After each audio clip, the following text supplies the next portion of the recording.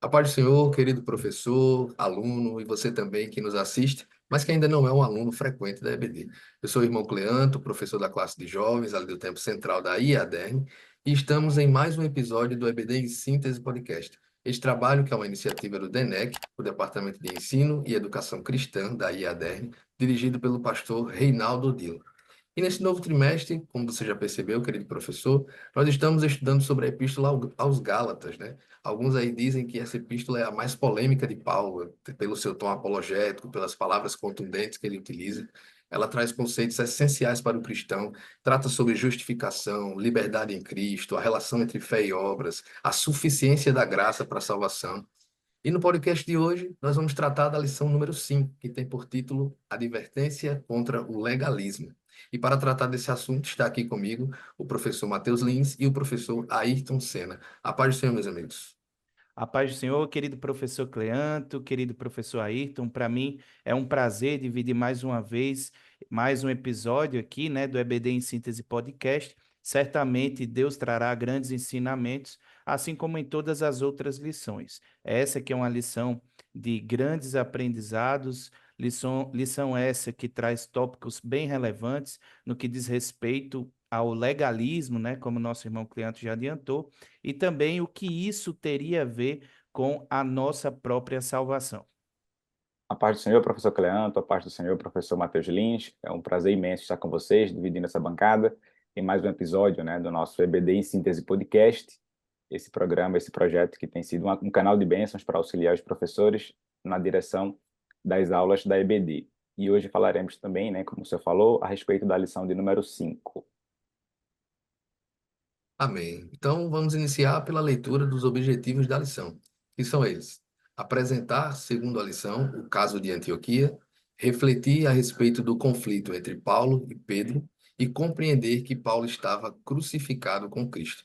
Então, querido professor, como você já viu, assim também falou o professor Ayrton e o professor Lins, esta aula é uma aula muito rica que vai tratar de um tema importantíssimo. Então vamos à leitura do texto bíblico que dá base a essa lição, que se encontra lá em Gálatas, capítulo 2, versículos 11 ao 16. E eu gostaria de pedir que o nosso querido professor Ayrton fizesse essa leitura.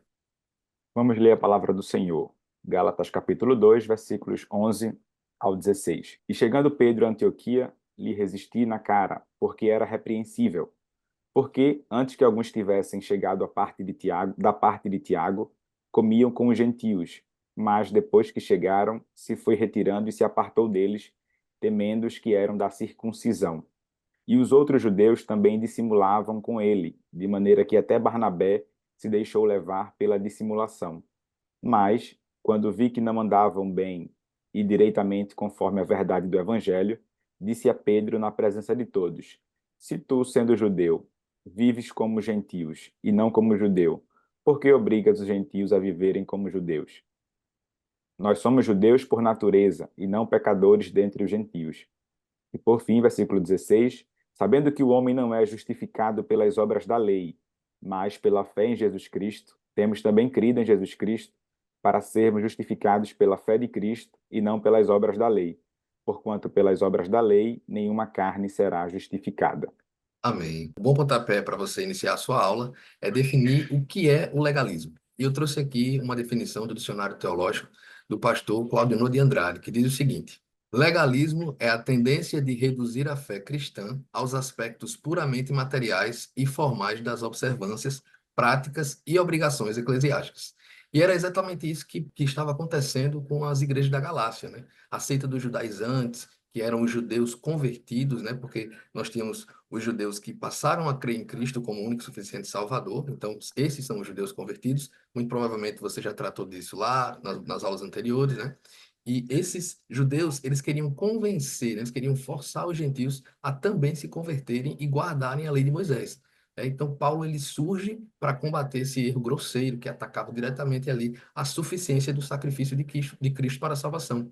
Porque aqueles judeus convertidos, eles passaram a dizer que não era só suficiente que Cristo tivesse morrido por nós na cruz. Era necessário que nós cumpríssemos a lei de Moisés para que pudéssemos, de certa forma, complementar a salvação, né? Então, foi por causa desta heresia que Paulo viu a necessidade de escrever a Epístola aos Gálatas, né, para alertar esses cristãos do erro teológico que eles estavam se afundando, né? Então, é nesse contexto, né, que no capítulo 2 Paulo ainda defendendo o seu apostolado e o seu evangelho, porque isso também foi questionado por aqueles judaizantes, né? Eles queriam desmerecer o fato do apostolado de Paulo, a autoridade apostólica de Paulo. E eu acho até importante, professor, você aproveitar esse momento, se você ainda não fez nas aulas anteriores, mas apresentar por que de fato, né, Paulo era um apóstolo, né? Dizer que ele cumpria os 4 requisitos para ser um apóstolo, que são eles. Ele foi testemunha ocular de Cristo, ele foi comissionado diretamente pelo próprio Cristo, ele operava milagres de forma sobrenatural e o último, ele foi base teológica da igreja. E esse aqui é o mais claro, talvez, dos 4 requisitos, porque Paulo escreveu 13 cartas barra epístolas aí do Novo Testamento, né? Essenciais para a doutrina cristã. Então, ele, de fato, foi essa grande base teológica para a igreja. Então, Paulo, ele tentava ali, né, estava defendendo o evangelho contra os judaizantes que queriam perverter esse mesmo evangelho a perturbar a igreja também, né? Porque quando eles faziam isso, era uma forma de trazer para si, para o grupo deles, o privilégio da salvação. Porque, olha, você, gentil, que aceitou a Cristo, você precisa cumprir as leis, porque senão não é suficiente para a salvação. Vocês não terão o direito à salvação se não cumprirem a lei de Moisés. Ou seja, nós somos o grupo privilegiado. Venha para o nosso grupo, senão vocês não terão acesso à salvação. Era, de fato, um pensamento audacioso, né? E que poderia fazer com que aqueles homens caíssem num erro gigantesco teológico. John Stott disse também que eles queriam romper ali a unidade dos apóstolos, dizendo que havia uma contradição, porque eles queriam dizer que Paulo pregava um evangelho e Pedro pregava outro, né? Pedro, assim como Tiago, né, os apóstolos que ele chama de apóstolos de Jerusalém, porque são os que conviveram ali com Cristo, né? Paulo, ele foi o último apóstolo, ele foi chamado ao apostolado depois, então eles também questionavam isso. E aí Paulo, vendo essa situação, ele se defende e apresenta os fatos do seu chamado e ratifica que o seu evangelho é o mesmo dos apóstolos. E ele não foi, ele até diz que ele não foi aprendido de homem, né, mas revelado pelo próprio Cristo. O teólogo Warren Wiersbe, ele sintetiza bem o capítulo 1 e 2, dizendo que no capítulo 1, Paulo explica a sua independência dos outros apóstolos, e no 2, ele destaca a interdependência com respeito a eles. E na aula passada, a lição de número 4, né, nós vimos os pormenores dessa ocasião, e agora, do versículo 11 em diante, que é o tema da lição 5, nós temos uma das passagens mais constrangedoras da Bíblia, né? Pedro e Paulo, os dois maiores líderes da igreja em conflito. Paulo confrontava ali Pedro face a face, né? E esse episódio que acontece em Antioquia da Síria, não Antioquia da Pisídia, né? A terceira maior cidade do Império Romano, o lugar onde pela primeira vez, né, os discípulos foram chamados de cristãos, ou seja, Pedro sai de Jerusalém, que era ali o centro do judaísmo, para Antioquia, que era o quartel-general, se por assim dizer, da Igreja dos Gentios. E é aqui que ele tem a sua conduta repreendida por Paulo. Não é isso mesmo, professor Lins? É isso mesmo, irmão Cleanto. E Paulo, né, ele se vê na necessidade de ter que combater esses judaizantes, né?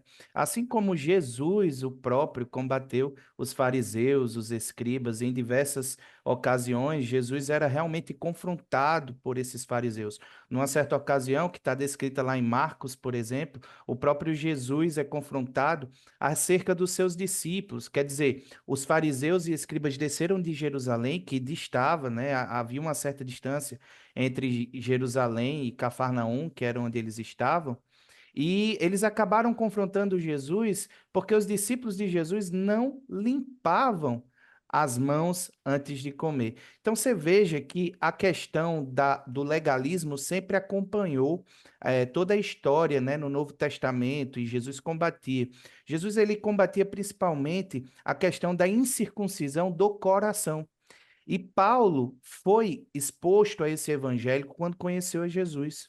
Paulo, que combateu o judaísmo, Paulo ele foi imerso no judaísmo. Talvez o hebreu entre os hebreus, o judeu entre os judeus, né? Uma pessoa que realmente foi ensinada aos pés de rabinos, de mestres como o próprio Gamaliel. Este Paulo, que perseguia os cristãos, agora estava realmente se opondo a este legalismo que os judaizantes tinham ou tentavam impor para os cristãos gentios. E, irmãos, isso é muito perigoso quando o legalismo passa a tirar a atenção do que é realmente comando de Deus, o que é ordenança de Deus, o que é ordem de Deus, e passa a colocar o homem no centro. Porque, justamente como o nosso irmão Cleanto falou, quando há ausência de Deus, há excesso de idolatria. E por que que eu falo idolatria? Idolatria do próprio homem, o homem idolatrando a si mesmo, quando ele acha que pela própria força ele consegue se salvar. E Paulo tinha ensinado um evangelho diferente aos Gálatas. Paulo, inclusive, ele se surpreendeu como que tão depressa os Gálatas escutaram um falso evangelho ou se deixaram levar por falsas doutrinações, falsas, vamos dizer assim, culturas que estavam tentando entrar ou adentrar dentro da igreja. Então, o problema que Paulo enfrentou na carta aos Gálatas ainda hoje persiste, porque há muitos que dizem crer em Deus, contudo que se revela que as pessoas vivem vamos dizer, um teísmo teórico. E aqui, falando de teísmo, há uma distinção muito legal de se fazer e que você, querido professor, pode levar para o seu aluno, é que no século XVIII surgiram diversas teorias e filosofias, uma delas dizia respeito ao deísmo. Segundo essa teoria, Deus teria criado o universo como um relógio perfeito, colocado as engrenagens, e aí ele viu que tudo era bom, no sétimo dia descansou. É como se Deus tivesse tirado férias, né? E Deus se ausentou da terra, deixando o homem a bel prazer, e aí esse é o problema que Paulo enfrenta. É meio que um confronto entre o que é deísmo e o que é teísmo prático, né? Então Paulo estava preocupado que os cristãos da Galácia, os Gálatas, eles tivessem realmente um teísmo prático, um teísmo que passasse do teórico. Não, eu creio em Jesus, mas eu não vivo como se cresce em Jesus. Porque eles queriam se circuncidar e achavam que essas obras os salvariam, mas não, Paulo confrontou eles nesse sentido. Esse problema do legalismo sempre foi presente na igreja e até hoje nós precisamos ter muito cuidado, porque costumes, tradições, elas sempre acompanharão, é da praxis humana, é da prática humana ter costumes, né? E realmente viver conforme ou ter uma conduta conforme alguns costumes, mas isso não salva ninguém. Paulo ele confrontava isso, era isso que os judaizantes tentavam fazer, né? Mas, irmãos, é bem importante dizer que Jesus, o próprio Jesus que era confrontado, ele foi o Jesus que cumpriu a lei. Ele era o telos da lei, era a finalidade da lei. Então, no momento que a gente diz que Deus se ausenta dessas questões pequenas, né, quando nós colocamos Deus de fora da humanidade, das questões humanas, o homem acaba tomando o lugar de Deus, e isso é um perigo, inclusive no que diz respeito aos costumes. E aí foi isso que os fariseus tentaram fazer. Primeiro eles explicavam a lei, depois eles tentavam comentar a lei, depois eles criavam uma política acerca da lei, e daqui a pouco a lei está maior do que a própria lei de Deus.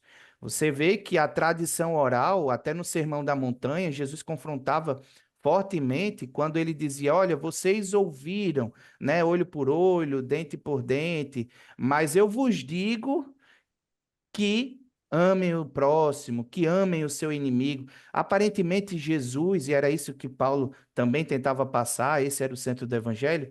Aparentemente, Jesus ele se opunha drasticamente contra a lei de Deus, mas não era contra a lei de Deus, mas contra a tradição dos fariseus. E essa tradição os judaizantes tentavam impor também dentro da igreja da Galácia.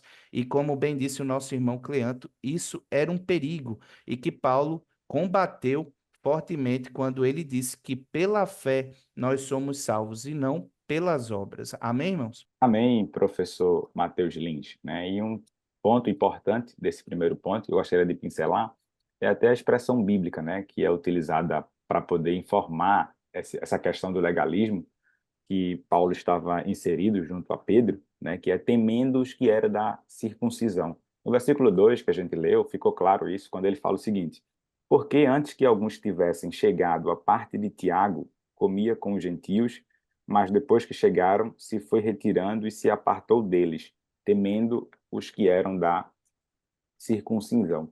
Isso fica claro, né, quando é como se fosse uma acepção de pessoa, né, que Pedro estava fazendo, e imediatamente ele repreende. E esse termo, né, temendo os que era da circuncisão, logo no período inicial, à luz da Bíblia Sagrada, a circuncisão era um sinal de conserto, na verdade, um sinal de promessa de Deus para Abraão, e depois isso evolui para um sinal de conserto de Deus para com os homens, né? E é isso que a gente percebe. E a expressão "e os que eram da circuncisão" eram cristãos judeus, né? Particularmente da Igreja de Jerusalém, que acreditava que o sinal da circuncisão do Antigo Testamento ainda era necessário para todos os cristãos. Então, todo mundo ainda deveria ter esse sinal da circuncisão. E eles também ensinavam que os crentes judeus, né, não deveriam comer com nenhum crente não circuncidado, né? E é por isso que quando a gente vê Pedro se afastando dos irmãos que estavam junto à mesa, né, para poder se afastar, para poder não comer junto, não estar perto, ele faz isso, ele faz uma acepção de pessoa, né, e Paulo automaticamente, quando vê isso, né, ele o repreende ali na frente dos demais irmãos para justamente evitar que aquele problema, que aquela heresia, que aquilo fosse instaurado dentro da igreja. E é interessante revelar também aqui, e se a gente for ver à luz da Bíblia Sagrada, em Atos capítulo 10, versículos 34 e 35, Pedro já sabia que isso não era correto, né? Pedro já sabia que isso não era algo de Deus. E a Bíblia diz o seguinte, Atos 10, 34 e 35. E abrindo Pedro a boca, disse: reconheço por verdade que Deus não faz acepção de pessoas, mas que lhe é agradável aquele que, em qualquer nação, o teme e faz o que é justo. Então, o fato, né, de se separar dos crentes, né, dos gentios ali, de Pedro, revelava essa heresia que queria se instaurar, e é por isso que Paulo imediatamente ele condena isso, né, ele o repreende na frente dos demais irmãos para que aquilo não fosse instaurado. Então, é importante esse ponto para que o professor, né, deixe claro para o aluno a respeito disso, de que temer, né, temer aos que eram da circuncisão, refere-se a isso, ao acerto, né, ao sinal de Deus antigamente, mas que ali, naquele momento, também estava instaurado para com as pessoas. Amém, professor Ayrton. Inclusive, o senhor já abriu aqui o tópico 2, né?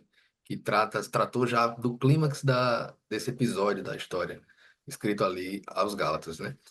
E o tópico 2 tem por título Dois Apóstolos em Conflito. E é indiscutível, professor, que Pedro e Paulo possuíam autoridade apostólica, né? Eles são considerados os maiores líderes da igreja, como já foi mencionado aqui anteriormente. E isso pode ser visto, por exemplo, com a primeira parte de Atos, né? Que ela concentra-se ali na liderança de Pedro, e a segunda parte enfatiza a liderança de Paulo, né? O próprio Paulo, ele vai dizer que Pedro, ele foi confiado a Pedro o evangelho da circuncisão e a ele o da incircuncisão. Ou seja, Pedro, ele direcionou ali o seu ministério aos judeus e Paulo aos gentios. Está lá em Gálatas, capítulo 2, versículo 8. Mas Paulo, diante desse comportamento de Pedro em relação aos gentios, o confronta face a face. E aí é importante ressaltar, querido professor, que Paulo ele não acusa Pedro de negar o evangelho em sua doutrina. Ele, inclusive, antes disso, né, ele diz que os apóstolos de Jerusalém estavam unidos com ele quanto ao evangelho, né? Eles pregavam o mesmo evangelho. Ele fala isso nos versículos anteriores. O que Paulo estava fazendo de fato ali era uma repreensão da conduta de Pedro. E por que que ele fez isso? É importante, professor, você explicar aos seus alunos o intuito de Paulo em confrontar Pedro. Ele fez isso para solidificar os seus argumentos anteriores, né? Ele de não ter sido convocado a submeter os seus programas de ação, né, a sua pregação às autoridades de Jerusalém. Por isso que ele fala que ele aprendeu não de homens, mas do próprio Cristo, né? Quando ele resiste ali, até mesmo publicamente a Pedro diante da igreja de Antioquia, Paulo ele não poderia ter dado uma evidência mais clara da sua posição apostólica. Pense só, se ele não fosse um apóstolo, com que autoridade, né? Como ele poderia repreender a atitude de outro apóstolo? Paulo estava afirmando ali que a sua autoridade está tão bem fundamentada que ele podia opor-se publicamente a Pedro, que era um apóstolo de Jerusalém, né? Tão reconhecido por aqueles judaizantes.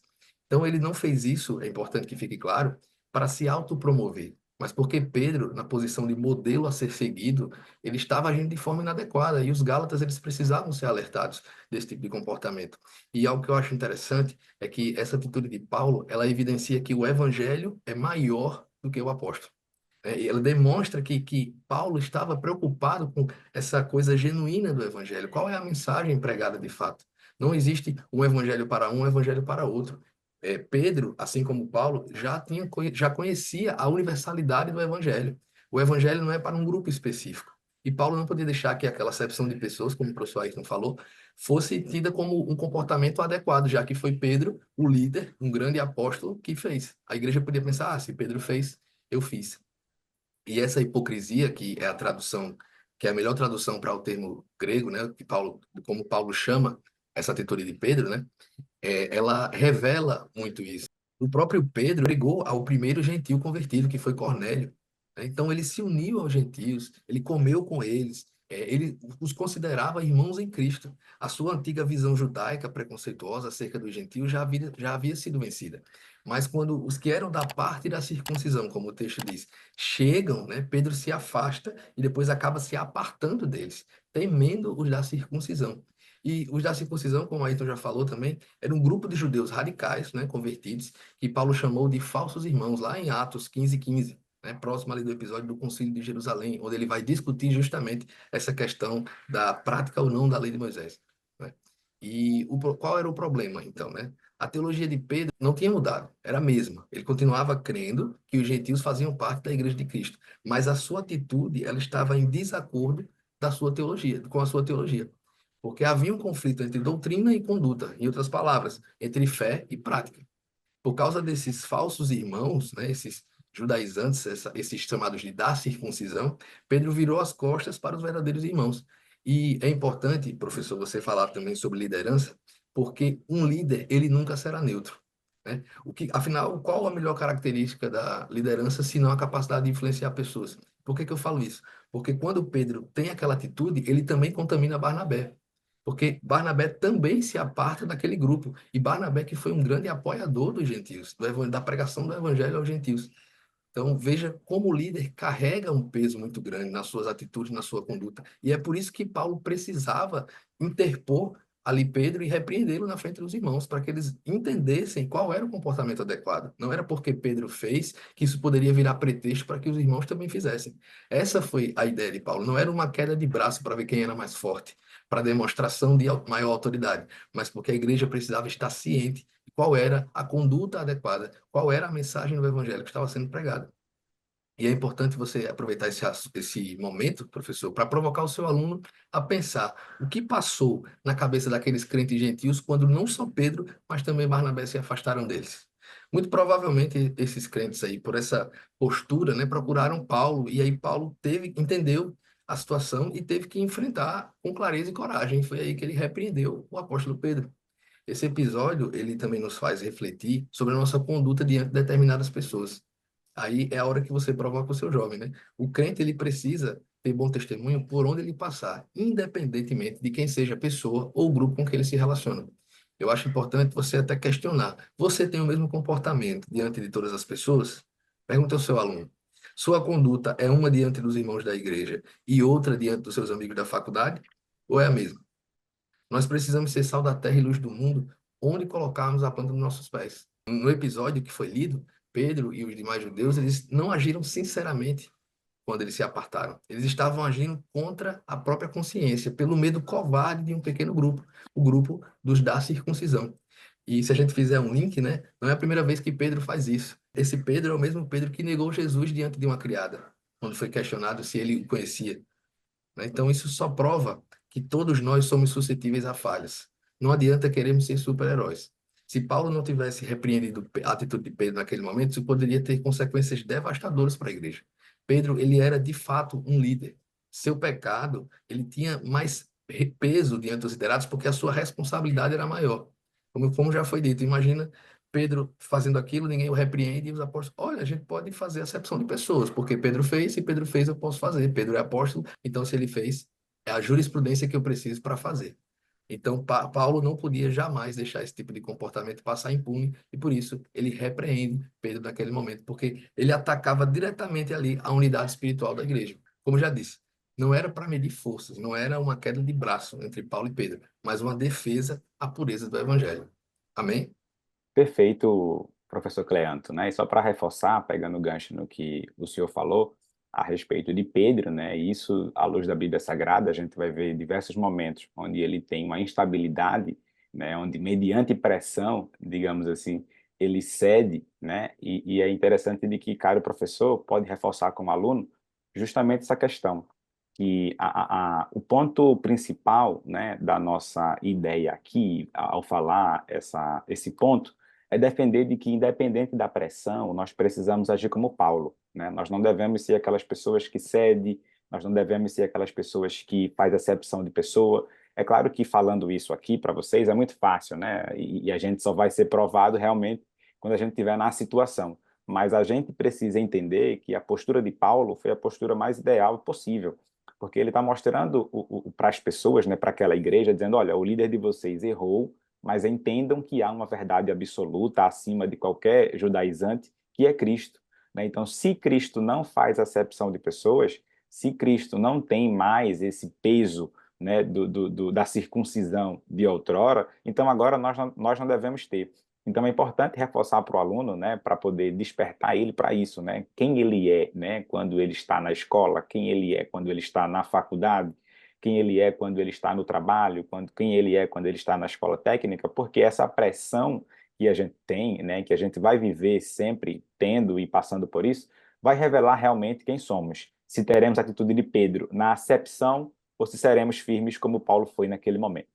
Amém, irmãos. E todos esses comentários já nos levam para o final da lição, no tópico 3, que tem por subtítulo Estou crucificado com Cristo. Então, irmãos, em resumo, se eu poderia resumir, Paulo ele apresenta diversos argumentos para os Gálatas para que não se mantivessem na escravidão da lei, né? Paulo ele fala que os Gálatas eles foram salvos pela fé, eles foram santificados pela fé, o próprio Abraão foi salvo pela fé, os seus descendentes, os descendentes de Abraão, nós, os gentios, os judeus, os gentios, todas as nações seriam salvas unicamente pela fé. Então, o que Paulo estava dizendo é que essa lei era mal compreendida como a única maneira de salvação. E que a lei como concerto, né, o concerto antigo, ela não foi para suplantar, mas para mostrar a necessidade da graça. O evangelho que Paulo pregava era o evangelho da graça, é o evangelho que renova a mente. Nós estamos crucificados com Cristo. Nós não podemos simplesmente ignorar o sacrifício vicário de Cristo com a desculpa de obedecer à lei. E Paulo fala que se por ele mesmo eles os teriam cortado, quer dizer, esses judaizantes eram como uma espécie, o que eles pregavam, a ideia que eles pregavam era tão perigosa que era como uma espécie de câncer, que pelo próprio Paulo, ele os cortaria.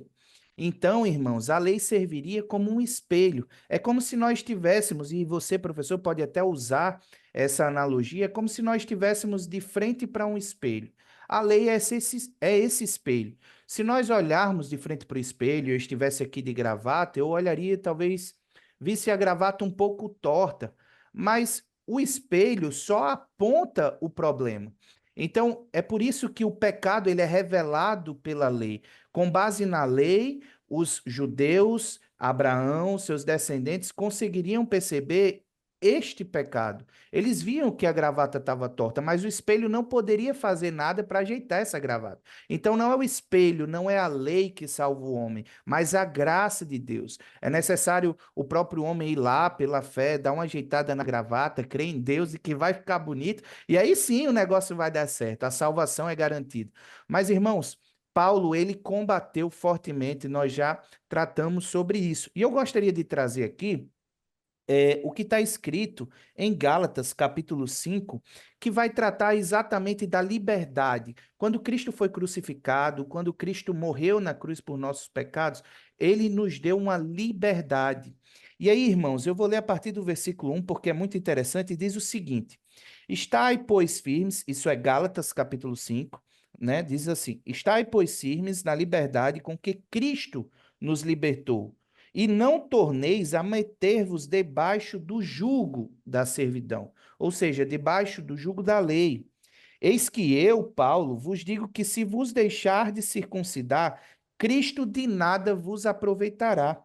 E de novo protesto a todo homem que se deixa circuncidar, que está obrigado a guardar toda a lei.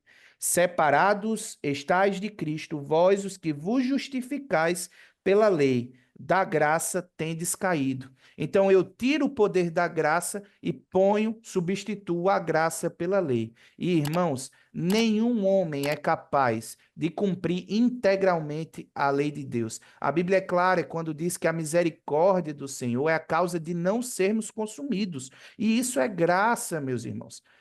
Lá em Salmos 85, versículo 10, diz que a misericórdia e a verdade se encontraram, a justiça e a paz se beijaram. Isso tudo aconteceu em Cristo. Então a lei apontava para Cristo, a lei apontava para a necessidade da graça. Cristo crucificou, Cristo foi crucificado, Cristo morreu por nossos pecados. Lá no versículo 13, diz o seguinte: porque vós, irmãos, fostes chamados à liberdade. Não useis, então, da liberdade para dar ocasião à carne, mas servi-vos uns aos outros pelo amor. Porque toda a lei se cumpre numa só palavra, nesta: amarás o teu próximo como a ti mesmo. Se vós, porém, vos mordeis e vos devorais uns aos outros, vede, não consumais também uns aos outros. Veja que havia uma verdadeira facção, uma divisão dentro da igreja. E os irmãos já estavam uns acusando aos outros. Os judaizantes diziam que os gentios não poderiam se salvar porque simplesmente não eram circuncidados. Paulo nunca ensinou que era pela letra da lei de Moisés ou a letra da lei ou a lei de Moisés que faria com que os homens se salvassem. Não.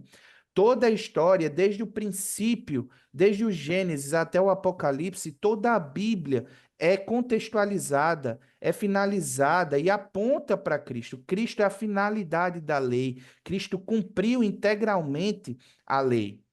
E, irmãos, Paulo deixou isso bem claro quando ele disse que o apostolado dele era uma autoridade absoluta que vinha do próprio Deus. Então, se os Gálatas estivessem diferindo ou estivessem falseando o evangelho, eles estavam divergindo do próprio Deus, porque a autoridade de Paulo era a autoridade, o comissionamento do próprio Cristo. Então, irmãos, nós precisamos ter muito cuidado, principalmente quando nós ausentamos ou tiramos Deus do centro e começamos a nos pegar, assim como os fariseus, ao legalismo. Nós acabamos elevando a lei a um status que ela não tem. A lei de Deus é importante, mas o Deus da lei é mais importante do que a lei. Amém, irmãos? Então nós precisamos ter cuidado com isso. Agora também, irmãos, é importante destacar que liberdade não é sinônimo de libertinagem. Porque você pode até desenhar no quadro, eu fiz isso numa das aulas, eu desenhei como se fosse um monte. O homem, ele lutando com a lei, tentando subir o monte, ele estava no período da lei, estava tentando alcançar o cume ou o topo do monte, que é o da liberdade, é onde Cristo está, é onde o evangelho está, onde Cristo foi crucificado, é o sentido do evangelho, a salvação pela graça em Jesus Cristo. Nós somos justificados por causa de Jesus Cristo, pelo sangue de Jesus Cristo. Mas esta mesma montanha pode virar um escorregador quando nós abusamos da liberdade, é isso que Paulo fala. Não abuse da liberdade, não pela liberdade, você não por causa da liberdade, você não pode dar ocasião à carne, porque aí, irmãos, deixa de ser liberdade e passa a ser a libertinagem. Então, precisamos estar atentos com o legalismo, porque ele realmente pode nos levar a caminhos que pensamos estar corretos, mas na verdade estão nos afastando de Deus e do caminho certo. Eu me despeço por aqui, eu desejo a você, querido professor, uma boa aula e peço a Deus que Ele continue te iluminando, iluminando os seus alunos neste relacionamento, né, de comunhão entre professor e aluno, mas acima de tudo, de Deus com vocês. Em nome do Senhor Jesus Cristo, que Deus os abençoe. Amém, professor Lins. Eu também já me despeço aqui, né? Me conduzo para as minhas palavras finais, né? E eu acho interessante a respeito disso, de que o amor de Jesus Cristo, né? Ele é a causa principal da vivência, né? Nossa como igreja.